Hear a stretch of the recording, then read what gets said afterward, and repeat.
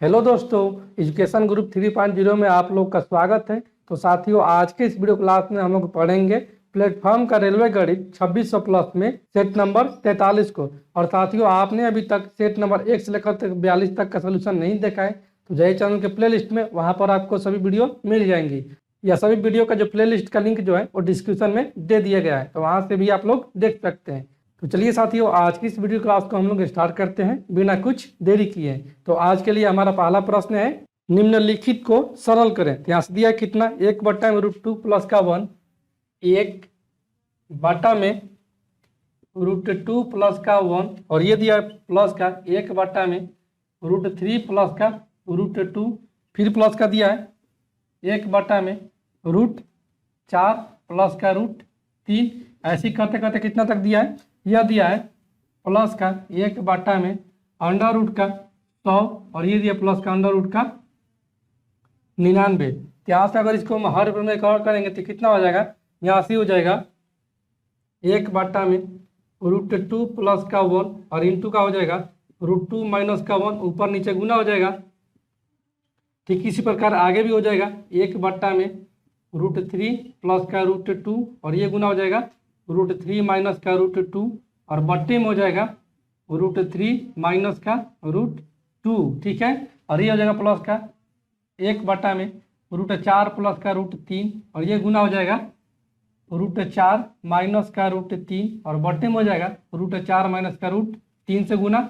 ऐसे करते करते यहाँ पर भी हो जाएगा, ये हो जाएगा 1/√100 प्लस का √99, और ये हो जाएगा गुने का √100 माइनस का √99, और बट्टे में √100 माइनस का √99। ये कितना हो जाएगा, यहाँ से ये दोस्तों हो जाएगा a plus B into A minus B, तो ये होता है a² माइनस b²। यहाँ से हो जाएगा √2 माइनस का 1, और बट्टे में ये हो जाएगा √2 का स्क्वायर 2 माइनस का 1 का स्क्वायर 1, तो 2 में से 1 जाएगा 1, यानी कि यहाँ से हो जाएगा 1 प्लस का, यहाँ से भी हो जाएगा इसका अंतर कितना, ये भी हो जाएगा 1, तो यहाँ से हो जाएगा √3 माइनस का √2 प्लस का हो जाएगा उसी तरह √4 माइनस का √3 प्लस का, ऐसे करते करते हो जाएगा यहाँ से √100 माइनस का √99। ठीक है, यहाँ से दोस्तों अगर देखते हैं ये कट रहा है, ये प्लस का √2 ये माइनस का √2, तो कितना से क्या कट रहा है, यानी कि एक अंक के बाद कट रहा है। फिर ये कट रहा है √3 प्लस का √3 माइनस का, ये कट जाएगा, यानी कि एगो छोड़ के कट रहा है। फिर ये कट जाएगा, ये कट जाएगा, यहाँ पर कट जाएगा, फिर अस्सी कोई कटेगा, और ये यहाँ पर ये कट जाएगा। ठीक है, तो हमारा लास्ट में बचेगा क्या, लास्ट में बचेगा यहाँ से माइनस का 1 प्लस का ये बचेगा √100, ये हो जाएगा माइनस का 1, और √100 का वर्गमूल कितना होता है 10, ये हो जाएगा हमारा कितना प्लस का 9। इसलिए ऑप्शन नंबर डी को हम लोग टिक करेंगे। मैं दोस्तों उम्मीद करता हूँ कि आप लोग इस सवाल का पूरी तरह से समझ गए होंगे। तो अगले प्रश्न की ओर बढ़ते हैं।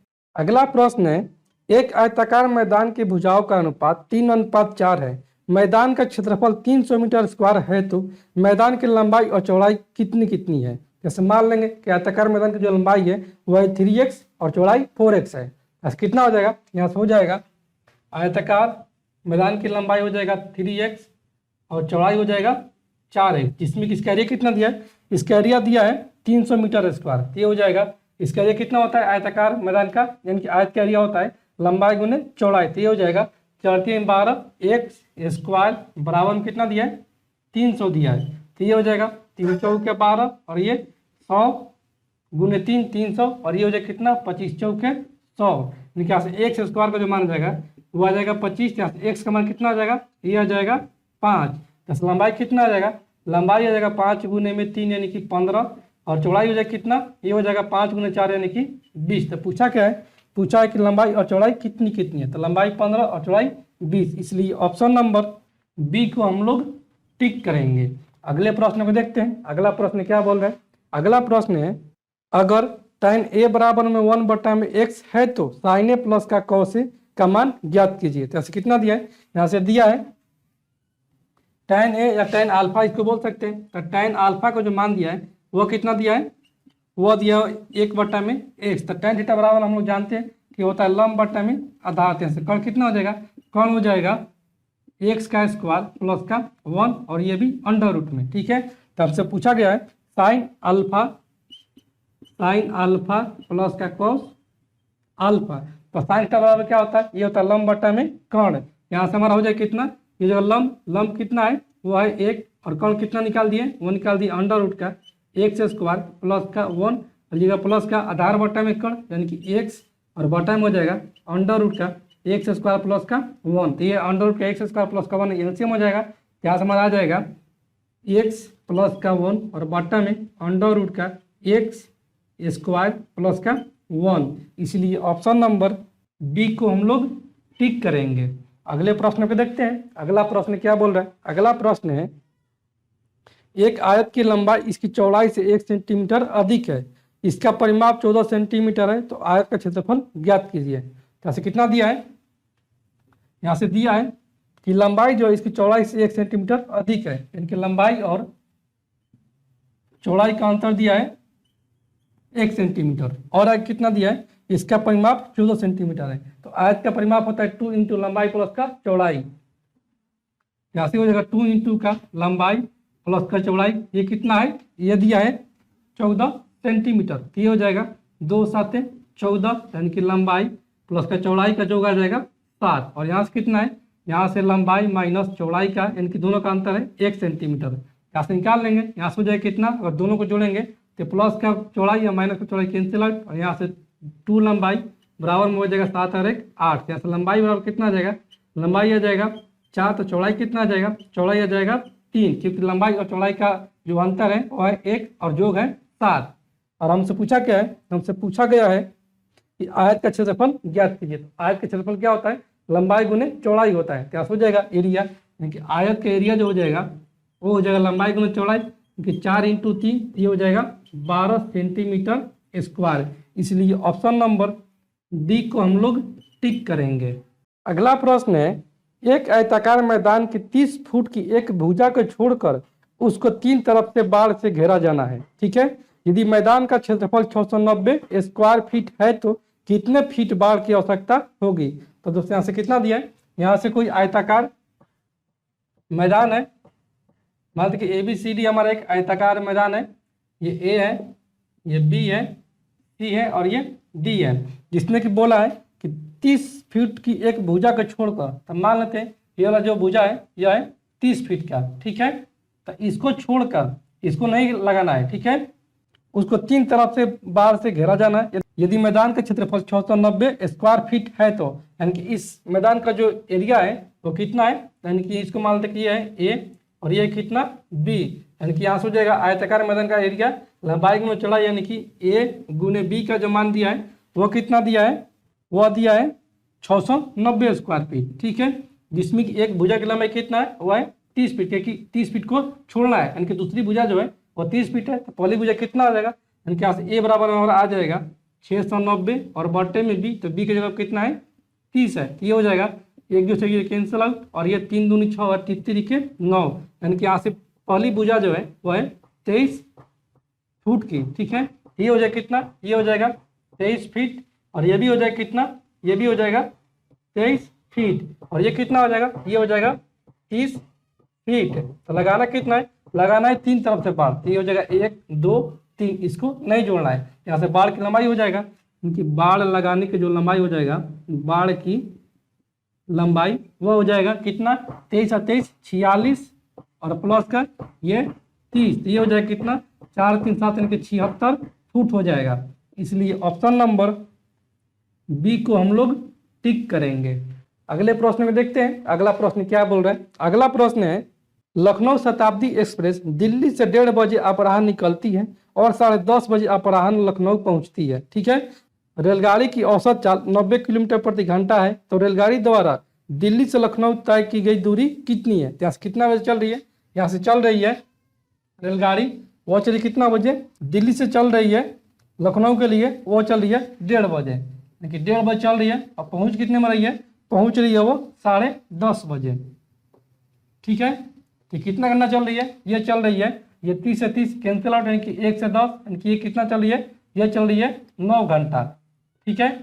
और एवरेज स्पीड कितना दिया है, एवरेज स्पीड जो दिया है वह दिया कितना, वह दिया है 90 किलोमीटर प्रति घंटा दिया है। तो दूरी पूछा है, तो दूरी बराबर हम जानते हैं कि दूरी बराबर क्या होता है, वो होता है चाल गुने में समय। यहाँ से हो जाएगा चाल कितना है 90 किलोमीटर प्रति घंटा इंटू का समय कितना है टोटल, उसको लग रहा है 9 घंटा। 9981, यानी कि उसका दूरी जो हो जाएगा वो हो जाएगा 810 किलोमीटर। इसलिए ऑप्शन नंबर डी को हम लोग टिक करेंगे।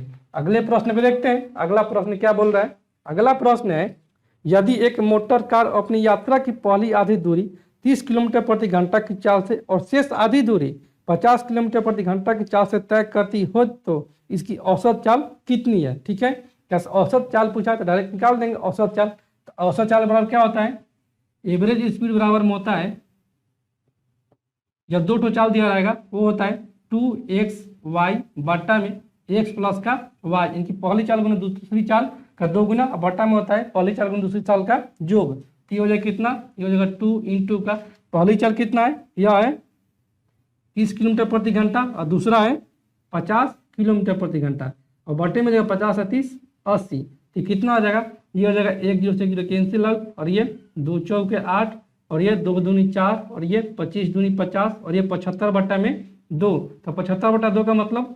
37.5 किलोमीटर प्रति घंटा इसका एवरेज स्पीड आ जाएगा। इसलिए ऑप्शन नंबर बी को हम लोग टिक करेंगे।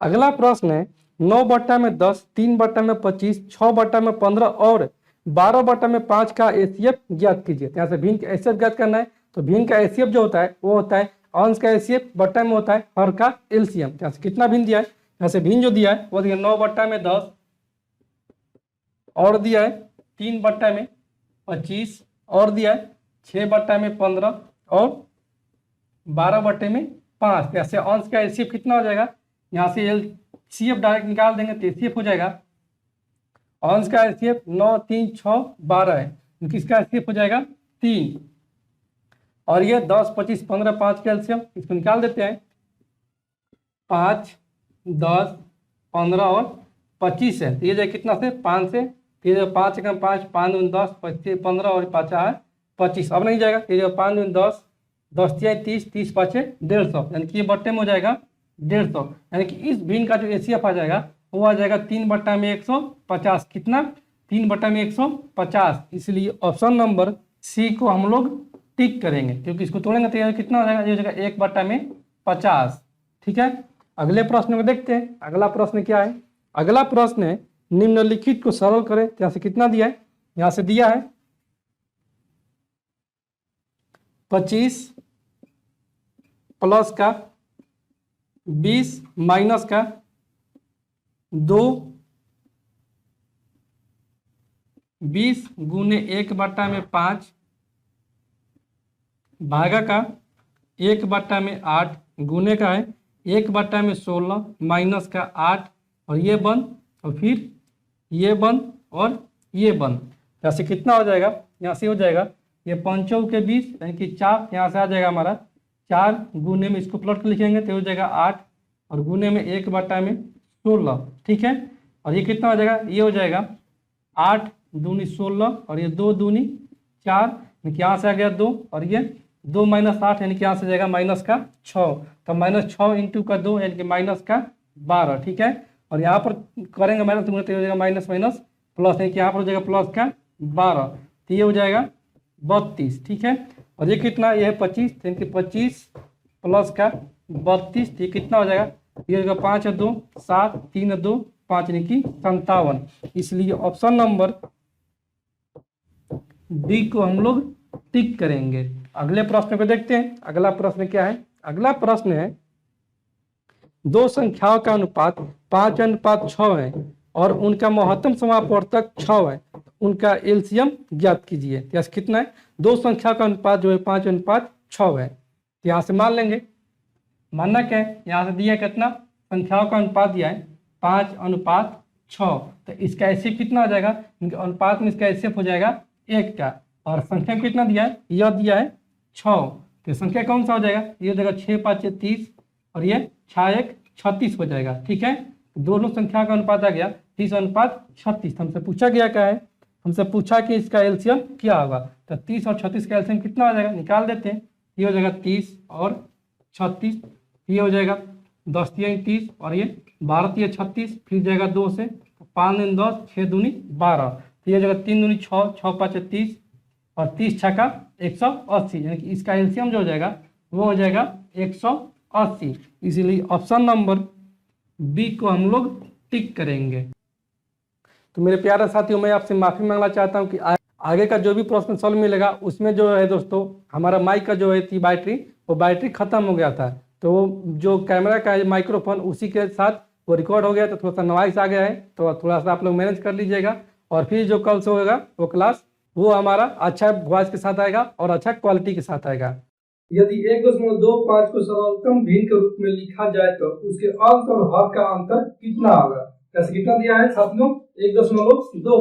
1.25 को हम लिख सकते हैं 125 और बट्टे में 100 लिख सकते हैं, क्योंकि 2 अंक के बाद दशमलव है। यहाँ से कितना हो जाएगा? बट्टे में हो जाएगा 100। ऐसे हो जाएगा 25 5 125 और ये 25 के 100। यहाँ से हमारा भिन्न आ गया 5/4। इसको बोलते हैं अंश और नीचे वाला को बोलते हैं हर। ठीक है, इन दोनों का अंतर पूछा है, तो इन दोनों का अंतर कितना हो जाएगा? इन दोनों का अंतर जो हो जाएगा वो हो जाएगा 1। इसलिए ऑप्शन नंबर ए को हम लोग टिक करेंगे। अगले प्रश्न में देखते हैं अगला प्रश्न क्या बोल रहा है। अगला प्रश्न है कि ए एक कार्य को 16 दिनों में पूरा कर सकता है और बी उसी कार्य को ए द्वारा लिए गए समय के 1/4 समय में पूरा कर सकता है। एक साथ मिलकर काम करने पर वे एक दिन में उस कार्य का कितना भाग पूर्ण कर सकते हैं? ठीक है, क्योंकि ए जो भी कार्य कर रहा है उसका 1/4 समय जो ले रहा है वो बी ले रहा है। क्या कितना दिन कर रहा है? ए कर रहा है 16 दिन में। ये कार्य को कर रहा है कितना दिन में? 16 दिन में। और बी कितना दिन कर रहा है? बी कर रहा है ए का 1/4 16 का 1/4 कितना हो जाएगा? ये हो जाएगा 4। तो इनका पर हम क्षमता निकाल लेंगे, तो टोटल कार्य निकाल लेंगे, तो टोटल वर्क कितना हो जाएगा? इन दोनों का एलसीएम हो जाएगा 16। ए की क्षमता आ जाएगा 1 और बी की क्षमता है कितना? 4। तो बोला क्या है? बोला है यदि वो एक साथ मिलकर कार्य करते हैं तो एक दिन में उस कार्य से कितना भाग पूर्ण कर सकते हैं। एक दिन अगर करते हैं दोनों साथ मिलकर तो कितना यूनिट से कर देंगे? उनकी क्षमता है 4 और 1 है, तो संयुक्त क्षमता हो जाएगा 5। एक दिन करेंगे 5 यूनिट और टोटल कार्य कितना है? वो है 16 यूनिट। तो बटे में हो जाएगा 16, यानी कि वो टोटल कार्य का 5/16 भाग वो पूरा कर देता है एक दिन में। इसलिए ऑप्शन नंबर डी को हम लोग टिक करेंगे। अगले प्रश्न को देखते हैं। अगला प्रश्न क्या है? अगला प्रश्न है कि 0.064 प्लस का 0.027 बटा में 0.16 माइनस का 0.12 प्लस का 0.09 का मान ज्ञात कीजिए। कैसे कितना है? यहाँ से दिया है 0.064 प्लस कितना दिया है? यह दिया है 0.027 और बटे में दिया है 0.16 माइनस का दिया है 0.12 और ये दिया है प्लस का 0.03 सॉरी 9 दिया है। कितना दोस्तों हो सकता है? ये तो लग रहा है ये है 0.4 का क्यूब और ये 0.3 का क्यूब। ठीक है, तो इसको हम लिख सकते हैं 0.4 का क्यूब प्लस का ये 0.3 का क्यूब और ये कितना है? यहाँ पर 0.1 यानी कि 4 का स्क्वायर है, तो यहाँ समझिएगा 0.4 का स्क्वायर और ये ए बी यानी कि 0.4 × 0.3 ये ए बी 0.4 इंटू का 0.3 और ये प्लस का 0.3 का स्क्वायर। ठीक है, तो साथियों हम लोग जानते हैं कि ए क्यूब प्लस का बी क्यूब कितना होता है? ये होता है ए प्लस का बी इंटू का होता है ए स्क्वायर माइनस का ए बी और प्लस का बी स्क्वायर होता है। ठीक है, तो a square minus a b plus b square का मान कितना दिया है? यह दिया है यहाँ पर। ठीक है, और यहाँ पर कितना हो जाएगा? ए क्यूब प्लस बी क्यूब का मान कितना हो जाएगा? यहाँ पर हो जाएगा 0.4 प्लस का 0.3 इंटू का हो जाएगा 0.4 का स्क्वायर और ये हो जाएगा 0.4 इंटू का 0.3 और ये हो जाएगा प्लस का 0.3 का स्क्वायर। ठीक है, तो बटे में कितना है? बटे में 0.4 का स्क्वायर माइनस का 0.4 इंटू का 0.3 प्लस का 0.3 का स्क्वायर। ये वाला और ये वाला मान कट जाएगा, हमारा फाइनली बच जाएगा ये 0.4 प्लस का 0.3। इसका सही उत्तर हो जाएगा 0.7। इसलिए ऑप्शन नंबर बी को हम लोग टिक करेंगे। अगला प्रश्न है 4 अंकों की बड़ी से बड़ी संख्या ज्ञात कीजिए जिसे 6, 12 और 18 से विभाजित करने पर प्रत्येक मामले में 5 शेष बचता है। सबसे पहले 4 अंकों की बड़ी से बड़ी संख्या देख लेते हैं कि वो कौन सी होती है। तो 4 अंकों की बड़ी से बड़ी जो संख्या होती है वो होती है 9999। देखिए 4 अंकों की बड़ी से बड़ी संख्या हो जाएगा 9999 और कितना से विभाजित होने वाला है ये 6, 12 और 18 से। 6, 12, 18 से तो कॉलम इनका एलसीएम निकाल लेंगे। ये कितना हो जाएगा, ये हो जाएगा 6 से। 6 एकम 6, 6 दिन 12, 6 3 18। ठीक है, प्लस कितना आ जाएगा, यहाँ से आ जाएगा 6 दिन 12 और 12 दिया 36। इसका एलसीएम वाला कितना दिया जाएगा 36। ठीक है, इस 36 को भाग देंगे इसमें। ठीक है, ये हो जाएगा 36 भागा का 9999। ये कितना, ये जाएगा 36 दूनी 72, यानी कि ये जाएगा 2 बार में 6 दूनी 12 और 3 6 7। यहाँ से उतरे कितना, 9 में से 2 जाएगा 7 और 9 में से 7 जाएगा 2 27 और ये उतरा कितना 9। ये कितना हो जाएगा, ये जाएगा 7 बार में। ये हो जाएगा 7 42 के 2 हासिल 4 7 21 4 25 यानी 252। फिर 9 में से 2 जाएगा 7, 7 में से 5 जाएगा 2, फिर उतरे कितना 9। ये कितना हो जाएगा, ये भी जाएगा 7 बार में। यहाँ से मारा जाएगा 252। 600 कितना आ जाएगा, 9 में से 2 जाएगा 7 और ये 27 600 बच जा रहा है। अगर ये 27 की संख्या में नहीं रहता तो वो संख्या जो हो जाता वो 6 बार 18 की बात होता और 600 कितने दे रहा है 5, उस 600 को 5 को जोड़ देंगे तो संख्या हो जाएगा, संख्या बराबर में हो जाएगा 9999 माइनस का 27 और प्लस का 5। ये हो जाएगा कितना, ये हो जाएगा -27 प्लस का 5 जबकि माइनस का 22। यहाँ हो जाएगा 9999 माइनस का 22। यहाँ से हमारा आ जाएगा 9 में से 2 जाएगा 7, 9 में से 2 जाएगा 7 यानी कि 9977। ऐसी संख्या जो है वो 6 12 18 से विभक्त और शेषफल दे रहा है 5। इसलिए ऑप्शन नंबर सी को हम लोग टिक करेंगे। अगले प्रश्न में देखते हैं अगला प्रश्न क्या बोल रहा है। अगला प्रश्न है निम्नलिखित को हल कीजिए। कैसे दिया है, 2/7 गुने 2/7 गुने माइनस का 3/5 माइनस का 1/12 माइनस का 3/5 गुने का 4/7 और ये टोटल बंद कर दिया गया है और फिर दिया है गुने का 7। इसका मान कितना होगा, ये कितना है दोस्तों, ये हो जाएगा कि 3 दूनी 6 माइनस का 6/7 5 35 और ये माइनस का 1/12 और ये माइनस का कितना 34 12 और ये 7 5 35। ठीक है, और ये हो जाएगा पोस्ट बम और ये गुने का 7। ये कितना आ जाएगा, यहाँ से हमारा एलसीएम आ जाएगा माइनस का 6/35 और ये माइनस का 12/35 और माइनस का 1/12 और ये हो जाएगा गुने का 7। ये हो जाएगा कितना 35 से एलसीएम तो माइनस 6 माइनस 12 के माइनस का 18/35 और ये हो जाएगा माइनस का 1/12 और ये गुने का हो जाएगा 7। तो 35 और 12 का एलसीएम कितना हो जाएगा, ये हो जाएगा 12 5 7 6 12 से 36 36 से 6 42 420। ये कितना आ जाएगा, ये हो जाएगा 35 × 12 यानी कि 58 36 के 6 88 3 18 3 21 माइनस 216 और ये हो जाएगा माइनस का 35 और ये हो जाएगा गुने कितना, ये हो जाएगा 7। ये हो जाएगा 7 42 इनके यहाँ पर हो जाएगा 7 और ये कितना हो जाएगा, ये 6 5 11। ठीक है, 3 4 और 1 5 और ये माइनस 251 बटा आ जाएगा 7। इसलिए ऑप्शन नंबर सी को हम लोग टिक करेंगे। अगला प्रश्न है अतुलित के पास 100 सेब है, उसने 10% सेब अर्नव को दे दिए, 15% सेब केशव को दे दिए और 2/5 सेब रिंकू को दे दिए। वितरण के बाद अतुलित के पास कितने सेब बचे। ठीक है, जैसे कितना है 100 सेब है अतुलित के पास, तो एक और अतुलित मान लेते हैं कि अतुलित के पास कितना सेब है, इसके पास है 100 सेब। ठीक है, आगे बोल रहा है कि उसने 10% सेब अनर को दे दिए, तो 100 का 10% निकालेंगे कितना आ जाएगा, ये देगा 10 यानी कि अनर को जो सेब दे रहा है वो दे रहा है 10 सेब। ठीक है, फिर आगे क्या है कि 15% सेब केशव को दे दिए, केशव कितना दे रहा है, कि 100 को दे रहा है 15% सेव, क्योंकि 100 का 15% कितना होता है 15, तो ये जगह 15 से 100 को दे रहा है।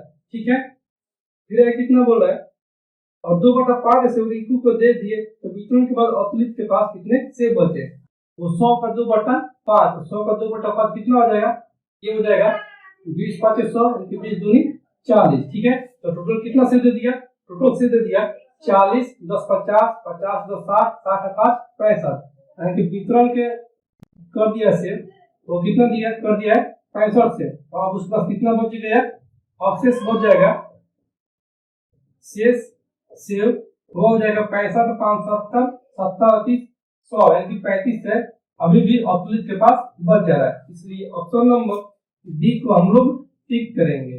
अगले प्रश्न को देखते हैं। अगला प्रश्न यदि x बराबर में y बट्टा में 2 और y बराबर में z बट्टा में 6 है तो x अनुपात y अनुपात z का मान कितना होगा। यहाँ कितना दिया है, यहाँ से दिया है x बराबर में y/2 दिया है, x बट्टा में y में लिख सकते हैं कितना 1/2। ठीक है, फिर कितना दिया है, फिर आगे दिया है y बराबर में z बट्टे में 6, तो y/z कितना लिख सकते हैं, ये लिख सकते हैं 1/6, तो कितना यहाँ से y का मान है 2, लेकिन यहाँ पर y का मान है 1, यहाँ से 2 गुण करना पड़ेगा, तो 2 को नीचे गुना हो जाएगा, यहाँ हो जाएगा 2/12, क्योंकि y/z का मान हो जाएगा 2/12, तो अनुपात पूछा x अनुपात y अनुपात z, तो अनुपात हो जाएगा x अनुपात y अनुपात z।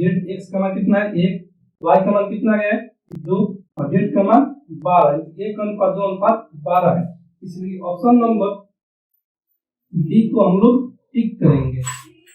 अगले प्रश्न को देखते हैं। अगला प्रश्न क्या है, अगला प्रश्न की एक संख्या के 40% का 5वां भाग दूसरी संख्या के 30% के 2/3 भाग के बराबर है, तो क्रम से पहली और दूसरी संख्या का अनुपात क्या है।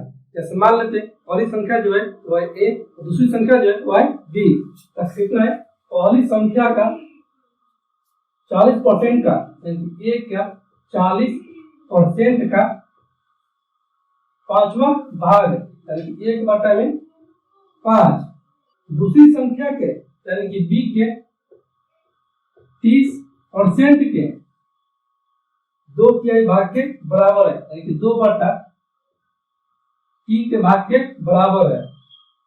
तो पहली संख्या दूसरी संख्या का अनुपात पूछा, ये 100 से 100 ये कट जाएगा, और ये 5 8 40, और ये 3 दाम में 30, और ये कितना हो जाएगा, ये हो जाएगा 2 चौके 8 और 2 दूनी 4, और ये 5 दूनी 10, यानी कि यहाँ समझ जाएगा a/b बराबर में 5/2, क्योंकि पहली संख्या दूसरी संख्या का अनुपात आ जाएगा 5:2, इसलिए ऑप्शन नंबर सी को हम लोग टिक करेंगे। अगले प्रश्न में देखते हैं। अगला प्रश्न क्या बोल रहा है, अगला प्रश्न कह रहा है 1400 रुपए की राशि पर 20% के वार्षिक ब्याज की दर से 18 माह का चक्रवृद्धि ब्याज ज्ञात कीजिए। ब्याज कितना है 18 माह, यानी कि यहाँ से कितना हो जाएगा वर्ष में, ये हो जाएगा 1.5 वर्ष। 18 माह को हम लिखते कितना 18 माह दिया है, 18 माह बराबर हो जाएगा 1.5 वर्ष, 3/2 वर्ष हो जाएगा। ठीक है, ऐसे कितना है, यहाँ से इसका रेट जो है वो 20% है, और मूलधन कितना है, मूलधन जो है वो है 1400 रुपया। यहाँ से 1.5 माह की 1 साल है, फिर आधा साल है। ठीक है, यहाँ से कितना हो जाएगा इसका सीए हो जाएगा, और हम निकालेंगे 1 वर्ष का 1400%, ये हो जाएगा, तो पहला निकालेंगे 1400 का 20%, क्योंकि ये पूरे वर्ष के लिए लगेगा 20%, यहाँ से हो जाएगा 1400 का 20%, ये कितना हो जाएगा, ये 14 दूनी 28, क्योंकि 280 रुपया पहले वर्ष का ऐसा ही हो जाएगा। तो दूसरे वर्ष कैसे कितना हो जाएगा, दूसरे वर्ष का जो ऐसा ही हो जाएगा वो हो जाएगा 1400 का कितना हो जाएगा, हाफ लग रहा है, यानी 20 इंटू का हो जाएगा 1/2, और बटे में हो जाएगा 100 गुने 2। ठीक है, फिर 2 कैंसिल, और ये 2 से 2 3 कितना 140, दूसरे वर्ष का जो हो जाएगा इसका ऐसा ही हो जाएगा 140 रुपया, और दूसरे वर्ष में कितना इसका ब्याज 280 का निकालेंगे, कितना 280 का निकालेंगे 10%, क्योंकि पूरे वर्ष का जो ब्याज लग रहा है रेट वो है 20%, तो हाफ वर्ष के लिए कितना हो जाएगा 10%, क्या हो जाएगा 280 का 10%, ये हो जाएगा कितना, ये हो जाएगा 2800 रुपया, कितना आएगा सी आई, इसको टोटल जोड़ देंगे तो हो जाएगा 0 8 और 12 के 2 2 और 3 और 1 420 प्लस का 28 हो जाएगा 8 2 2 4 यानी 448 हो जाएगा इसका टोटल सी आई। इसलिए ऑप्शन नंबर डी को हम लोग टिक करेंगे।